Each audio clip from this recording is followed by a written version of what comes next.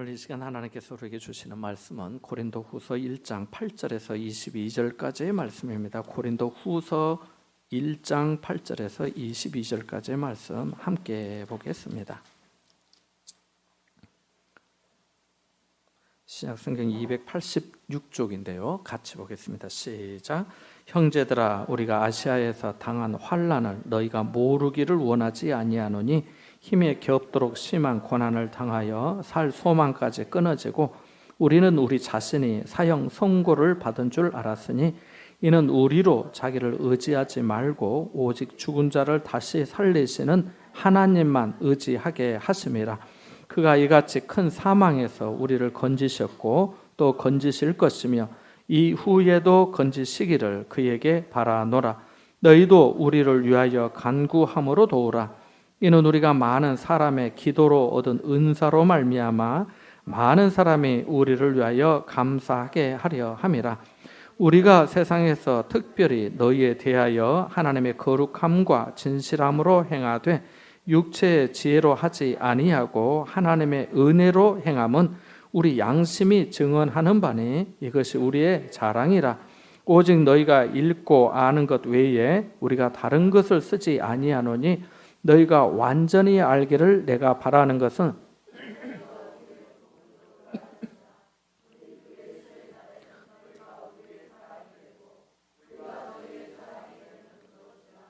내가 이 확신을 가지고 너희로 2번 은혜를 얻게 하기 위하여 먼저 너희에게 이르렀다가 너희를 지나 마게도냐로 갔다가 다시 마게도냐에서 너희에게 가서 너희의 도움으로 유대로 가기를 계획하였으니 이렇게 계획할 때 어찌 경솔히 하였으리요. 혹 계획하기를 육체를 따라 계획하여 예 하면서 아니라 하는 일이 내게 있겠느냐. 하나님은 미쁘시니라. 우리가 너희에게 한 말은 예하고 아니라 함이 없노라. 우리 곧 나와 실루아노와 디모데로 말미암아 너희 가운데 전파된 하나님의 아들 예수 그리스도는 예하고 아니라 함이 되지 아니하셨으니 그에게는 예만 되었느니라. 하나님의 약속은 얼마든지 그리스도 안에서 예가 되니 그런즉 그로 말미암아 우리가 아멘하여 하나님께 영광을 돌리게 되느니라. 우리를 너희와 함께 그리스도 안에서 굳건하게 하시고 우리에게 기름을 부으신 이는 하나님이시니 그가 또한 우리에게 인치시고 보증으로 우리 마음에 성령을 주셨느니라. 아멘. 어느 의과대학에서 교수님이 학생들에게 이야기를 던져주고 물었습니다. 이럴 때 어떻게 하면 좋겠냐는 거였습니다. 이야기는 이런 내용이었습니다. 한 부부가 있는데 남편은 매독에 걸렸고, 매독 아시지요? 아내는 심한 폐결핵에 걸려 있습니다. 이 가정에는 아이가 넷이 있는데 한 아이는 며칠 전에 병으로 죽었고 남은 세 아이는 결핵으로 누워있어 살아날 가능성이 거의 없습니다. 심한 폐결핵을 앓고 있는 부인이 현재 임신 중인데 태아를 어떻게 하면 좋겠습니까? 이것이 교수님이 의대생들한테 물은 질문입니다. 여러분 생각은 어떠십니까? 교수님의 질문을 받은 학생 중에 한 명이 당연하다는 듯이 손을 들고 이렇게 대답했습니다. 낙태 수술을 해야지요. 여러분도 이 의견에 동의하십니까? 이렇게 대답한 학생에게 교수님이 이렇게 응수를 했습니다. 방금 자네는 베토벤을 죽였다네 라고 말합니다. 이 불행한 환경 가운데서 5번째로 태어난 사람이 그 위대한 음악의 성자라고 하는 베토벤이라는 겁니다. 그 교수님이 학생들에게 지금 무슨 메시지를 던져주고자 한 겁니까? 너무 현실적인 눈으로만 현실과 상황을 바라보지 말라는 거지요. 그리고 지금 내가 어떤 상황에 처해 있다 해도 여기에 초점을 두지 말고 아무리 어려워도 역경의 상황에 있다 할지라도 결코 희망을 포기해서는 안 된다는 메시지를 교수님이 제자들에게 하고 있는 겁니다. 저를 포함해서 많은 사람들이 현실에 매몰되는 경우가 많습니다. 물론 우리가 현실을 직시해야 합니다. 그래야 책임 있는 행동을 할 수 있습니다. 그러나 그것만이 전부라고 단정할 필요는 없습니다. 왜냐하면 하나님은 그런 환경을 통해 우리를 연단하시고 하나님의 시간표에 맞춰 우리를 건지시기 때문입니다. 암담한 현실만을 생각하면서 탄식하고 있다면 우리는 정서적으로 더욱 힘들어질 가능성이 높습니다. 우울해지고요, 자신감이 상실되고요, 매사에 부정적이며 좌절하게 될 가능성이 많습니다. 이러한 것을 원하지 않으면서도 스스로 거기에 빠져가는 사람들이 주변에 얼마나 많은지 모릅니다. 말을 안 해서 그렇지 모든 사람들이 자기만의 고통을 안고 있습니다. 사연 없는 사람이 없고요, 상처와 눈물 없는 사람이 없습니다. 예수 믿는 사람도 마찬가지지요. 믿는 사람들에게도 어려움과 아픔이 있습니다. 고난이 찾아옵니다. 관계에 어려움이 생기고 환경에 문제가 생기곤 합니다. 그럼에도 불구하고 믿음 안에 있는 이유가 뭡니까? 하나님께서 우리를 붙들어 주시기 때문입니다. 내가 너를 떠나지 아니하고 내가 너를 버리지 아니하리라고 약속하셨기 때문입니다. 우리를 구원하시기 위해 만세전부터 우리를 사랑하여 택하셨고 독생자 예수님을 십자가에 내어주시는 그 값을 치르셨기 때문입니다. 지난 목요일에 그동안 전도하기 위해 기도해 오던 분을 오랜만에 만났습니다. 최현석 집사님의 소개로 알게 되었는데 얼마 전에 양성뇌종양 진단을 받아 수술을 받으셨습니다. 저는 양성뇌종양은 처음 들어봤습니다. 보통 우리가 악성뇌종양 이렇게 말하는데 이 양성뇌종양은 암이 아니래요. 그러면서도 힘든 거예요. 암이 아니니까 감사한데 어쨌든 더 아픈 거는 또 아픈 거예요. 이분이 수술하고 입원해 계신다는 말씀을 우리 집사님에게 전해 듣고 문병이라도 가고 싶었지만 코로나 때문에 안 되었습니다. 안타까운 마음에 기도를 하였습니다. 어느 가정이나 그렇듯이 아내 아프고 엄마가 이 정도 아프면 가족 모두 힘들게 되잖아요. 이 가정도 그랬습니다. 남편과 딸, 아들이 번갈아 가면서 간호를 하면서 엄마의 치료를 도왔습니다. 뇌에 이상이 있으면 신경에 영향을 주기 때문에 단기간에 기억을 상실하고 인지 기능이 떨어지기도 합니다. 이분도 그랬습니다. 그런데 하나님의 은혜로 회복이 잘 되셨고 또 걱정과 기도에 고맙다면서 식사 한번 하자고 연락이 왔습니다. 집사님이 중간 역할을 잘 해주셨습니다. 그래서 4월 24일 지난 목요일에 점심을 하기로 했습니다. 그런데 4월 21일 화요일에 그분과 제가 이제 문자를 주고 받았는데 이렇게 답이 온 거예요. 요즘 미각을 잃어서 입맛이 없어졌어요 라고요. 그래서 제가 다시 기도했습니다. 하나님, 이분의 미각이 돌아오게 해주십시오. 다시 건강을 회복하고 하나님께 돌아오는 영혼이 되게 해주세요 라고요. 목요일에 집사님과 함께 만났습니다. 그분은 모자를 벗어서 큰 수술 자국을 보여주셨고 청국장 하는 식당에 갔습니다. 청국장이 식탁에 나올 때까지도 입맛이 없어 식사를 잘 못 하신다고 하였습니다. 제가 감사의 기도를 드리고 식사를 하기 시작했습니다. 그런데 어떻게 됐을까요? 그렇습니다. 그분이 아픈 후 처음으로 밥 한 공기를 싹 비우셨습니다. 그 모습에 얼마나 감사했는지 모릅니다. 밥 한 그릇 먹는 일이 무슨 감사한 일이냐라고 생각하실 분이 계실지 모르지만 입맛 없어 잘 먹지 못했다가 밥 한 그릇을 비울 수 있으면 그것이 얼마나 감사한지 모릅니다. 여러분 밥 한 그릇 비우고 계시면 감사하시기 바랍니다. 사도 바울은 고린도 교회의 성도들에게 편지하면서 그들을 위로하고 싶었습니다. 정확하게 말하면 자신이 위로하기보다 성도들이 하나님께 위로받기를 원했습니다. 왜냐하면 하나님은 예수 그리스도의 하나님이시요 자비의 아버지시요 모든 위로의 하나님이시기 때문입니다. 그래서 1장 3절에서 7절까지의 말씀을 보면은 위로라고 하는 단어가 무려 10번이나 등장합니다. 그러면서 자신이 겪었던 고난과 환난에 대해서도 간략하게 언급합니다. 언제 어디서 무슨 일을 겪었는지, 누구 때문에 그렇게 힘에 겹도록 심한 고난을 당해 살 소망까지 끊어졌는지 구체적으로 나와 있지는 않지만 성경학자들은 바울이 복음을 전하면서 받았던 박해와 핍박을 의미한다고 봅니다. 그런데 이 고난과 환난 중에서 하나님이 건져주셨다고 합니다. 그러면서 11절에 보니까 이렇게 말합니다. 함께 11절 말씀을 읽어볼까요? 같이 봅니다. 시작. 너희도 우리를 위하여 간구함으로 도우라. 이는 우리가 많은 사람의 기도로 얻은 은사로 말미암아 많은 사람이 위하여 감사하게 하려 함이라. 아멘. 여러분, 앞서 말씀드린 이야기처럼 기도는 누군가를 돕는 것입니다.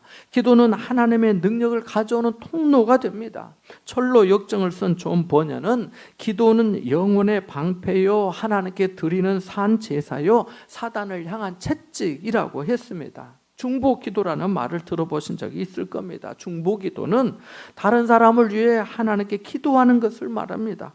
얼마 전에 댁에서 요양 중이시던 박복순 권사님하고 잠깐 통화를 하게 됐는데 권사님께서 그러시는 거예요. 목사님, 중보기도 해주세요. 중보기도 좀 해주세요 라고 하시는 겁니다. 그래서 예 권사님 기도하겠습니다 라고 했습니다. 저는 기도 요청을 좋아합니다. 우리가 기도할 때 하나님의 은혜를 베풀어 주십니다. 바울도 기도하는 사람이었고 기도하면서 복음을 전하고 목회하였습니다마는 성도들의 기도가 필요했습니다. 그 중보 기도를 통해 하나님께서 주시는 은혜와 은사로 많은 사람들이 하나님께 감사할 수 있게 될 줄 알았기 때문입니다. 그래서 다른 성경에는 11절 말씀이 이렇게 번역이 되어 있습니다. 여러분도 기도로서 우리를 도와주십시오. 하나님께서 많은 사람들의 기도를 들으시고 우리에게 은혜를 주셨는데 이로 말미암아 많은 사람이 하나님께 감사하게 될 것입니다 라고 되어 있습니다. 여러분, 우리는 기도함으로 누군가를 도울 수 있습니다. 간구함으로 힘이 될 수 있습니다. 누군가의 기도로 지금 우리가 이 자리에 있는 겁니다. 기도할 때 감사의 제목이 더욱 많아집니다. 중보 기도는 감사의 원천이 됩니다. 저도 그렇습니다. 저도 여러분을 위해 하나님께 돌아와야 할 사람들을 위해 매일 기도합니다. 그러나 여전히 여러분의 많은 기도가 필요합니다. 말씀을 준비할 때 그것을 느낍니다. 말씀을 전할 때 그것을 체험합니다. 신방할 때, 상담할 때, 무슨 일을 할 때 삶 가운데 역사하시는 하나님의 손길을 체험하곤 합니다. 하나님의 그 은혜는 감사의 고백이 되는 줄 믿습니다. 이와 같은 맥락에서 12절의 말씀을 다시 읽어보겠습니다. 같이 봅니다. 우리가 세상에서 특별히 너희에 대하여 하나님의 거룩함과 진실함으로 행하되 육체의 지혜로 하지 아니하고 하나님의 은혜로 행함은 우리 양심이 증언하는 바니 이것이 우리의 자랑이라. 아멘. 아시다시피 바울은 처음에 예수님을 알지 못했고 예수 믿는 성도들과 교회를 박해하는 사람이었습니다. 그것이 자기 본분이라고 생각했기 때문입니다. 그러나 다메섹 도상에서 강력한 빛 가운데 찾아오신 예수님을 만난 이후로 180도 바뀌었습니다. 전에는 박해자요 폭행자였지만 이제는 예수 그리스도의 종이 되어 박해를 받는 처지가 되었습니다. 교회를 박해할 때는 종교 권력층의 사람들에게 신임을 받았지만은 이제는 그들에게 시기와 미움을 받아 옥에 갇히기도 하였습니다. 성실하게 살던 사람이 어느 날 남을 속이고도 잘 살아가는 사람들을 보게 되면 속으로 야, 이렇게 성실하게 살 필요가 있나 하는 생각이 들 수 있습니다. 아주 오래전 일인데요. 우유 배달을 하면서 성실하게 살던 한 가정이 있었습니다. 그런데 어느 날 어떤 사람이 찾아와서 아파트 공사장 인부들의 밥을 해주는 식당, 그 한바 식당이라 가지고 한바라고 그렇게 알고 있는데 그 식당 자리를 주겠다고 속여서 큰 돈을 가로채고 잠적했습니다. 사기를 당한 것이지요. 그렇게 해서 그 가정이 얼마나 큰 어려움을 당했는지 모릅니다. 세상에는 이렇게 자신의 이익을 위해 남을 속이고 살아가는 사람들이 있습니다. 매우 안타깝게도 교회 안에서까지 이런 일이 생기기도 합니다. 교인이라 해서 믿었는데 나중에는 큰 상처를 받게 된 것이지요. 기록에 의하면 1세기에 활동했던 순회 전도자들 중에는 재정적인 지원을 얻기 위해 비열한 방법을 사용하기도 했다고 합니다. 바울은 그렇지 않았습니다. 특별히 고린도의 성도들을 대할 때는 더욱더 조심하여 하나님의 거룩함과 진실함으로 처신하였습니다. 자신의 행동으로 말미암아 복음이 가려지거나 훼손되기를 원치 않았기 때문입니다. 자신의 안일보다는 복음의 영광이 더 중요했기 때문입니다. 여기 거룩함이라는 단어가 다른 성경에는 순박함으로 번역되어 있습니다. 바울은 하나님께서 주신 순박함과 진실함으로 성도들을 대하고 말씀을 가르쳤던 것입니다. 부연해서 육체의 지혜로 하지 아니하고 하나님의 은혜로 행함은 우리 양심이 증언하는 바니 이것이 우리의 자랑이라고 합니다. 은혜는 헬라어로 카리스라고 하는데요. 이 단어는 받을 만한 자격이 없는 자에게 주시는 하나님의 분에 넘치는 호의를 의미합니다. 이 은혜를 알았기에 이 은혜가 너무 크고 놀라웠기에 고린도전서 15장 10절에 바울이 내가 나 된 것은 하나님의 은혜로 된 것이라 한 거 아니겠습니까? 아직도 저희 교회가 여러 가지로 약한 교회입니다만은 그래도 여기까지 지내온 것을 생각해 보면 하나님께 얼마나 감사한지 모릅니다. 교회를 개척할 때 어려워도 선교하는 교회가 되어야지 자립하고 형편이 좋아져서 하는 것보다도 시작할 때부터 해야지 하고 시작하면서 한 분, 이듬해에는 2분, 3년째에는 아마 4분 선교사님을 후원했던 것 같습니다.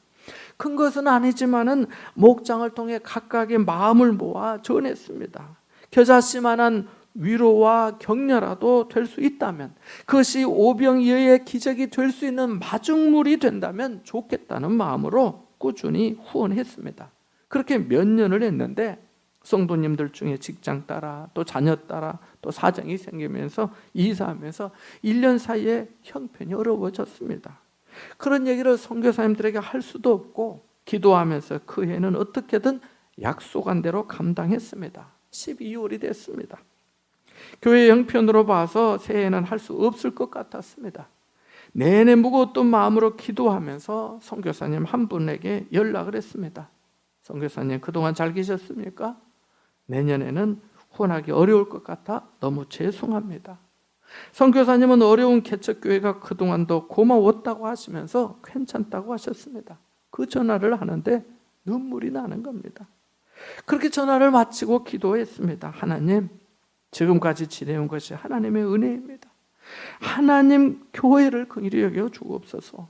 주님의 이름을 위하여 은혜를 베풀어 주옵소서. 그런데 그날 오후에 전화가 온 겁니다. 은혜교회 개척한 후로 전화 한 번 없던 어떤 권사님께서요. 그러면서 하시는 말씀에 목사님 많이 힘드시죠? 부족하지만 제가 1월부터 1년 동안 얼마를 교회 통장으로 보내고 싶습니다. 기도하는데 목사님 생각이 났어요. 기도 부탁합니다. 휴대폰으로 그 전화를 받는데 전율이 느껴졌습니다. 하나님께 감사하고 두려운 마음도 들었습니다. 하나님은 생각지도 못한 사람을 통해 그렇게 교회의 필요를 채워주셨습니다. 우리가 육체적인 지혜가 아니라 하나님의 은혜로 행할 때 당당하게 됩니다. 자신감이 생기고 기쁨과 감사의 채목이 넘쳐납니다. 어느 누구의 인정이 아니라 자기 양심의 부끄러움이 없으니 이것이 자랑이 되는 겁니다. 하나님의 은혜로 된 일이니 결국 하나님께 영광 돌리게 되는 거지요. 전화를 주셨던 권사님과 그때 통화하고 수년이 지나도록 아직까지 한 번도 만난 적이 없습니다. 1년에 문자만 몇 번 주고받습니다. 제가 감사해서 뭐라도 하고 싶은데 한사코 기도해 주신 것만으로도 너무 감사하다고 하시면서 사양하셨어요. 이제 13절 14절의 말씀 한번 읽어보겠습니다. 같이 봅니다. 오직 너희가 읽고 아는 것 외에 우리가 다른 것을 쓰지 아니하노니 너희가 완전히 알기를 내가 바라는 것은 너희가 우리를 부분적으로 알았으나 우리 주 예수의 날에는 너희가 우리의 자랑이 되고 우리가 너희의 자랑이 되는 그것이라. 아멘. 진리가 뭡니까? 변하지 않는 것입니다. 변한다면 진리라 할 수 없지요. 복음이 진리인 것처럼 바울이 전한 말씀은 일관성이 있었습니다. 만날 때마다 새로운 구원자를 소개한 것도 아니고 새로운 성도의 생활을 권면하지 않았습니다. 늘 하던 대로 일상의 경건, 하나님을 사랑하고 이웃을 사랑하는, 또 성도가 교회에서 어떻게 섬겨야 될지, 이런 내용이었습니다. 그래서 오직 너희가 읽고 아는 것 외에 우리가 다른 것을 쓰지 아니한다고 한 것이며, 이것은 기록된 말씀 밖으로 넘어가지 않는 것이며, 고린도전서 15장 1절 2절의 말씀과 같이 형제들아 내가 너희에게 전한 복음을 너희에게 알게 하노니 이는 너희가 받은 것이요 또 그 가운데 선 것이라. 너희가 만일 내가 전한 그 말을 굳게 지키고 헛되이 믿지 아니하였으면 그로 말미암아 구원을 받으리라고 한 말씀과 맥이 통하는 내용입니다. 하지만 여전히 바울과 성도들 사이에는 약간의 오해가 있었던 것 같습니다. 그래서 너희가 우리를 부분적으로 알고 있다고 한 것입니다. 부분적으로 알면 거울을 보는 것처럼 희미하잖아요. 한계가 있잖아요. 그러나 바울은 현실적인 상황만 보지 않았습니다. 성도들이 듣고 받은 말씀을 깊이 알아 그리스도의 장성한 분량에 충만한 데까지 자라갈 줄 알았습니다. 확신했습니다. 그래서 주 예수 그리스도께서 다시 오실 때 성도들이 바울의 자랑이 되고 바울 또한 성도들의 자랑이 될 수 있다고 한 겁니다. 여기서 자랑은 자기 자랑이 아니라 모두 하나님께 영광이 된다는 의미입니다. 우리도 마찬가지 아니겠습니까? 주님 앞에 서는 날 우리 모두 하나님께 영광 될 수 있기를 바랍니다. 이제 15절에서 18절까지 말씀을 읽어보겠습니다. 같이 봅니다. 내가 이 확신을 가지고 너희로 2번 은혜를 얻게 하기 위하여 먼저 너희에게 이르렀다가 너희를 지나 마게도냐로 갔다가 마게도냐에서 너희에게 가서 너희의 도움으로 유대로 가기를 계획하였으니 이렇게 계획할 때 어찌 경솔히 하였으리요. 혹 계획하기를 육체를 따라 계획하여 예 하면서 아니라 하는 일이 내게 있겠느냐. 하나님은 미쁘시니라. 우리가 너희에게 한 말은 예 하고 아니라 함이 없노라. 아멘. 이 본문을 이해하기 위해서는 설명이 좀 필요한데요. 바울은 처음에 고린도에서 1년 6개월 동안 머무르면서 복음을 전해 그 교회를 세웠습니다. 돈이 넘쳐나고 철학이 번성하고 우상 숭배의 영향으로 성적으로도 문란한 도시였지만 하나님의 구원하심이 그 도시 가운데 있었습니다. 그렇게 교회를 세우고 고린도를 떠나 지금의 터키 남서부 지역에 있는 도시 에베소에 머물며 거기서 또 사람들에게 복음을 전하고 교회를 세웠습니다. 그런데 고린도 교회의 소식을 들으니까 그 교회가 여러 가지 문제와 어려움 가운데 있다는 겁니다. 그래서 고린도 전서의 편지에 만일 주님께서 허락하시면 교회를 다시 방문해 얼마 동안 여러분과 함께 머물겠다고 하였습니다. 그런데 무슨 사정 때문인지 여행 계획에 차질이 있었던 겁니다. 그래서 일부 성도들이 바울을 비난한 거예요. 쉽게 대답하고 경솔한 사람이라고 말입니다. 지금 그에 대한 입장을 밝히고 있는 것입니다. 그래서 이 본문이 다른 성경에는 이렇게 되어 있습니다. 한번 들어보시겠습니까? 이러한 확신이 있으므로 먼저 나는 여러분에게로 가기로 마음을 먹었습니다. 그것은 여러분으로 하여금 다시 한번 은혜를 받게 하려는 것이었습니다. 나는 여러분에게 들러서 마케도냐로 갔다가 마케도니아에서 다시 여러분에게로 와서 여러분의 도움을 받아서 유대로 갈 작정이었습니다. 내가 이런 계획을 세운 것이 변덕스러운 일이었겠습니까? 또는 내가 육신의 생각으로 계획을 세우기를 아니요 하려는 속셈이면서도 예 하고 계획을 세우는 것이었겠습니까? 하나님께서는 신실하십니다. 따라서 우리가 여러분에게 하는 말은 예 하면서 동시에 아니요 하는 것은 아닙니다. 이렇게 되어 있습니다. 바울은 자신에 대해 약속을 쉽게 어기는 변덕스럽고 경솔한 사람이라고 비난하는 고린도의 일부 성도들에게 그렇지 않다고 한 것입니다. 고린도에 들러 마케도냐로 갔다가 다시 고린도에 들러서 그 고린도 교회 성도들의 도움을 받아 유대로 가려고 했는데 그것이 경솔히 세운 계획이었겠냐고 합니다. 속으로는 아니요 라고 하면서 겉으로 예 하겠냐고 반문합니다. 그러면서 신실하신 하나님처럼 우리도 예 한다고 합니다. 예 하면서 아니요 라고 하지 않는다는 겁니다. 무슨 의미입니까? 바울은 부득이한 사정으로 그렇게 된 것이지 경솔히 계획을 세웠거나 자신의 변덕스러운 사람이 아니라는 겁니다. 자기 말에 책임을 지려고 노력하는 사람이라는 거예요. 12절의 말씀처럼 하나님의 거룩함과 진실함으로 행하기 위해 노력하고 있다는 겁니다. 그것이 곧 하나님의 사람으로서의 태도이기 때문입니다. 주목할 것은 바울이 그 구체적인 사정을 나열하지 않고 하나님의 신실하심 같이 자신 또한 신실하고 신중하게 행하고 있음을 전한 겁니다. 인격적인 신뢰가 중요하다는 겁니다. 이제 19절에서 22절의 말씀을 함께 읽어보겠습니다. 같이 봅니다. 우리 곧 나와 실루아노와 디모데로 말미암아 너희 가운데 전파된 하나님의 아들 예수 그리스도는 예하고 아니라 함이 되지 아니하셨으니 그에게는 예만 되었느니라. 하나님의 약속은 얼마든지 그리스도 안에서 예가 되니 그런즉 그로 말미암아 우리가 아멘하여 하나님께 영광을 돌리게 됐느니라. 우리를 너희와 함께 그리스도 안에서 굳건하게 하시고 우리에게 기름을 부으신 이는 하나님이시니 그가 또한 우리에게 인치시고 보증으로 우리 마음에 성령을 주셨느니라. 아멘. 19절에 바울과 실루아노와 디모데, 나와 실루아노와 디모데 이렇게 되어 있으니까요. 이 세 사람은 고린도에 처음 방문했을 때 동행했던 사역자들입니다.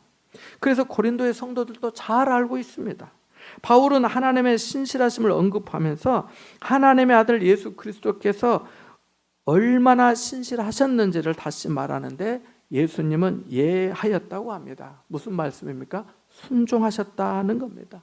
하나님의 약속은 그리스도 안에서 얼마든지 예가 되었다고 하는데요. 이는 예수 그리스도를 통해 하나님의 약속이 다 성취되었다는 겁니다. 예수님이 죄에서 우리를 구원하시기 위해 십자가에 달리시고 약속하신 대로 죽은 자 가운데서 다시 살아나심으로 부활의 첫 열매가 되셨다는 겁니다. 그래서 우리가 아멘하여 하나님께 영광을 돌리게 된다는 겁니다. 아멘은 진실한, 예수님께서 내가 진실로 너희에게 이르노니 얘기했잖아요. 진실로 아멘 아멘 이 말이에요. 아멘은 진실한이라는 히브리어의 형용사입니다. 확실하다, 그러하다는 부사적인 의미도 있습니다. 우리가 기도할 때, 찬송할 때 또는 설교를 듣는 중에 아멘 하는 것도 같은 뜻입니다. 진실합니다, 확실합니다, 맞습니다, 그러할 줄 믿습니다, 이런 뜻이에요. 지금도 마찬가지입니다. 사랑하는 여러분, 하나님의 약속은 얼마든지 그리스도 안에서 예가 되는 줄 믿습니다.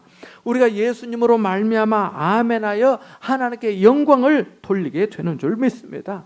예수님은 하나님의 모든 말씀에 하나님의 뜻과 목적에 아니요 하지 않으셨습니다. 예 하셨고 아멘 하셨습니다. 그래서 요한계시록 3장 14절에 예수 그리스도를 아멘이시오라고 한 겁니다. 자, 우리가 어떻게 아멘하여 하나님께 영광을 돌리게 될까요? 우리의 믿음이 어떻게 여러 가지 고난과 환난 중에도 견고할 수 있을까요? 하나님께서 우리에게 성령으로 기름 부어 주셨기 때문입니다. 도장 찍는 것처럼 우리를 하나님의 확실한 자녀로 인쳐주시고 보증으로 성령을 마음에 주셨기 때문입니다. 성령의 은혜가 없으면 우리가 예수님을 주님이라 부를 수 없고 기도할 수 없고 찬송할 수 없고 전도할 수 없고 하나님이 주신 기쁨으로 기뻐할 수 없고 하나님의 주신 힘으로 봉사하며 섬길 수도 없습니다. 성령께서 기름 부어주시고 인쳐주시고 마음의 보증으로 역사해 주셨기 때문에 우리가 믿음의 은혜가 있고 부활의 소망이 있고 치유의 능력이 나타나고 영생의 소망을 갖게 되고 전능하신 하나님의 은혜를 신뢰하고 마라나타 하면서 주님을 기다리게 되는 겁니다. 여러분, 우리 삶은 이번 코로나도 말미암아 이전에 경험하지 못했던 새로운 변화에 직면하였습니다. 생활의 문제만이 아니라 신앙생활에도 큰 도전이 되고 있습니다. 온라인 예배를 드려도 믿음이 떨어지지 않겠는가? 방역 지침을 잘 지키면서도 그 믿음도 변치 않고 지킬 수 있겠는가? 하나님 사랑과 이웃 사랑의 균형을 어떻게 이룰 수 있겠는가? 여전히 교회를 사랑하고 성도를 사랑하면서 기도하고 헌신할 수 있겠는가? 사명을 끝까지 인내하며 감당할 수 있겠는가? 다시 오실 주님을 소망하며 예수님만이 그리스도이심을 흔들림 없이 전할 수 있겠는가? 권세에 복종하라 했는데 어디까지 복종해야 하는가? 하나님의 나라인가? 세상의 왕국인가? 코로나 바이러스의 변종이 생겼다고 합니다. 그래서 백신과 치료제 개발이 한층 더 어렵다고 전문가들은 말합니다. 지금 이렇게 이 정도로 가라앉는 것 같지만 어쩌면 우리가 한 2달 겪었던 것보다 더 어려운 때가 혹시 올지도 모릅니다. 그때는 어떻게 할 것인가 하는 것입니다. 이 모든 사건과 재난 속에서 우리가 해야 하고 할 수 있는 일이 무엇이겠습니까? 현실만 보고 낙담해 있어야 할까요? 경솔하게 말하면서 육체적인 지혜만 찾아야 할까요? 하나님의 거룩함과 진실함으로 행하고 하나님의 은혜로 살아야 될 줄 믿습니다. 구원의 약속에 대한 보증으로 우리 마음에 주신 성령을 따라 살아야겠습니다. 이것이 우리의 자랑이 되고 하나님께 영광이 될 줄 믿습니다. 이와 같은 은혜가 여러분과 함께 하시기를 축원합니다. 잠시 말씀을 묵상하겠습니다.